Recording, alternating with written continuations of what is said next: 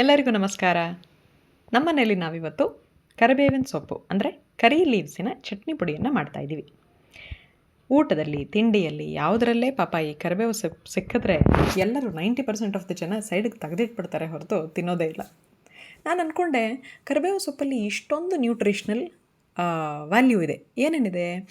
Iron, calcium, vitamin A, B, C, E, ಅಷ್ಟೇ ಅಲ್ಲದೆ ಎಷ್ಟೊಂದು ಎಸೆನ್ಷಿಯಲ್ ಆಯಿಲ್ಸ್ ಇವೆಲ್ಲ ಇರೋದರಿಂದ ಈ ಕರಿಬೇವು ಸೊಪ್ಪು ನಮ್ಮ ದೇಹದಲ್ಲಿ ಡೈಜೆಸ್ಟಿವ್ ಎನ್ಸೈಮ್ಸ್ನ ಸ್ಟಿಮ್ಯುಲೇಟ್ ಮಾಡುತ್ತೆ. ಅದರಿಂದ ಏನು ಉಪಯೋಗ ಅಂದರೆ ಡಯರಿಯಾ ಆಗಿರ್ಬೋದು, ಕಾನ್ಸ್ಟಿಪೇಷನ್ ಆಗಿರ್ಬೋದು, ಮಕ್ಕಳಲ್ಲೋ ದೊಡ್ಡವರಲ್ಲೋ ಜಾಸ್ತಿ ನೀವು ಕಂಡ್ರೆ ಡೈಜೆಸ್ಟಿವ್ ಸಿಸ್ಟಮನ್ನು ಇದು ಕ್ಲೀನ್ ಮಾಡೋದ್ರಿಂದ ಇದು ತುಂಬ ಹೆಲ್ಪ್ ಆಗುತ್ತೆ. ಅಷ್ಟೇ ಅಲ್ಲದೆ ಒಂದೊಂದು ಸಲ ನಮ್ಮ ಮುಖನ ನಾವೇನಾದರೂ ಕನ್ನಡಿಯಲ್ಲಿ ನೋಡಿಕೊಂಡ್ರೆ ಮುಖ ಯಾಕೋ ತುಂಬ ಊದ್ದ ಕಾಣ್ತಾ ಇದೆಯಲ್ಲ ಅಂದರೆ ಅದನ್ನೇ ನಾವು ಇನ್ಫ್ಲಮೇಷನ್ ಅಂತ ಕರಿತೀವಿ. ಕರಿಬೇವು ಸೊಪ್ಪಲ್ಲಿ ಆ್ಯಂಟಿ ಇನ್ಫ್ಲಮೇಟರಿ ಪ್ರಾಪರ್ಟೀಸ್ ಇರೋದ್ರಿಂದ ಇದು ಅದನ್ನು ಕೂಡ ತೆಗೆಯುತ್ತೆ. ನೀವು ನೋಡಿದಿರಲ್ಲ ವಿಡಿಯೋಲ್ಲಿ, ಮೊದಲು ನೀಟಾಗಿ ಎಳೆಯಾಗಿ ಈ ಕರಿಬೇವು ಸೊಪ್ಪನ್ನು ಬಿಡಿಸ್ಕೊಂಡು ನೀರಲ್ಲಿ ತೊಳೆದು ಅದಾದ ನಂತರ ಒಂದು ಬಟ್ಟೆ ಮೇಲೆ ಹರವಿ ಹಾಕಿ ಈ ಥರ ಹುರ್ಕೋಬೇಕು. ಎಷ್ಟರ ಮಟ್ಟಿಗೆ ಹುರ್ಕೋಬೇಕು ಅಂತಂದರೆ ಅದು ಕ್ರಂಚಿಯಾಗಿ, ಇಲ್ಲಿ ನೋಡಿ ಈ ಥರ ಶಬ್ದ ಬರಬೇಕು. ಈ ಥರ ಕ್ರಂಚಿಯಾಗಿ ಆಗೋವರೆಗೂ ನೀವು ಚೆನ್ನಾಗಿ ಹುರ್ಕೊಂಡ್ರೆ ಆಗ ಇದರಲ್ಲಿ ನೀರಿನಂಶ ಇರಲ್ಲ ಅಂತ ಅರ್ಥ. ನೀರಿನಂಶ ಇಲ್ಲದೆ ಇರುವಾಗ ನೀವು ಮಾಡಿರುವಂಥ ಚಟ್ನಿ ಪುಡಿ ಕೂಡ ಯಾವುದೇ ರೀತಿ ಹಾಳಾಗಲ್ಲ ಬೇಗ. ಇಲ್ಲಿ ನೋಡ್ತಿದ್ದೀರಲ್ಲ, ನಾನು ಫಸ್ಟು ಒಂದು ಸ್ವಲ್ಪ ಕರಿ ಎಳ್ಳನ್ನು ಟೀ ಗ್ಲಾಸಲ್ಲಿ ಅರ್ಧ ಗ್ಲಾಸ್ ಹಾಕ್ಕೊಂಡು ಹುರ್ಕೊಂಡಿದ್ದೀನಿ. ಅದಾದಮೇಲೆ ಉದ್ದಿನ ಬೇಳೆಯನ್ನು ಇವಾಗ ಹುರ್ಕೋತಾ ಇದ್ದೀನಿ, 3/4 ಲೋಟದಷ್ಟು. ಕಡಲೆಬೇಳೆಯನ್ನು ಅರ್ಧ ಲೋಟದಷ್ಟು.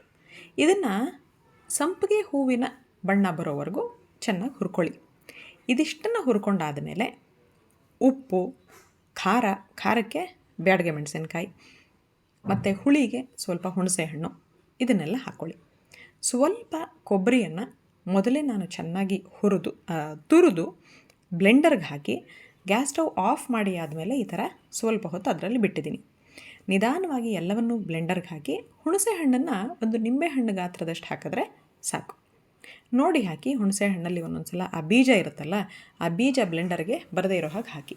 ಎಲ್ಲ ಹಾಕಿ ಆದಮೇಲೆ ಇದಕ್ಕೆ ನೀವೊಂದು ಸ್ವಲ್ಪ ಇಂಗು, ಉಪ್ಪು ಹಾಕಿ ಚೆನ್ನಾಗಿ ಮಿಶ್ರಣ ಮಾಡಿ ಯೂಸ್ ಮಾಡ್ಬೋದು.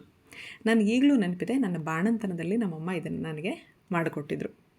ಬಾಣಂತನದಲ್ಲಿ ಅಷ್ಟೇ ಅಲ್ಲ, ಚಿಕ್ಕ ಮಕ್ಕಳಿಗಷ್ಟೇ ಅಲ್ಲ, ವಯೋವೃದ್ಧರು ಕೂಡ ತಿನ್ಬೋದಾಗಿರುವಂಥ ಈ ಚಟ್ನಿ ಪುಡಿಗೆ ನಿಮ್ಮ ರುಚಿಗೆ ತಕ್ಕಷ್ಟು ಖಾರವನ್ನು ಹಾಕ್ಕೊಂಡು ಪ್ರತಿನಿತ್ಯ ಮಾಡುವಂಥ ಊಟದಲ್ಲಿ ಮೊದಲನೇ 1-2 ತುತ್ತು ಅನ್ನ ತಿಂತಿರಲ್ಲ, ಬಿಸಿ ಬಿಸಿಯಾಗಿರಬೇಕು ಅನ್ನ, ಅದಕ್ಕೊಂದು ಸ್ವಲ್ಪ ತುಪ್ಪ ಹಾಕ್ಕೊಂಡು ಈ ಚಟ್ನಿ ಪುಡಿ ಹಾಕ್ಕೊಂಡು ತಿಂದರೆ ತುಂಬ ರುಚಿಯಾಗಿರುತ್ತೆ.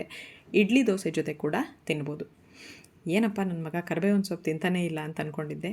ಈ ಫಾರ್ಮ್ಯಾಟಲ್ಲಿ ಅವ್ನು ತಿಂತಾ ಇರೋದು ನೋಡಿ ನನಗೇನೋ ತುಂಬ ಖುಷಿಯಾಗಿದೆ. ನಿಮ್ಮ ಮನೆಯಲ್ಲಿ ನೀವು ಟ್ರೈ ಮಾಡಿ, ತುಂಬ ಇಷ್ಟ ಆಗುತ್ತೆ. ಎಂಜಾಯ್.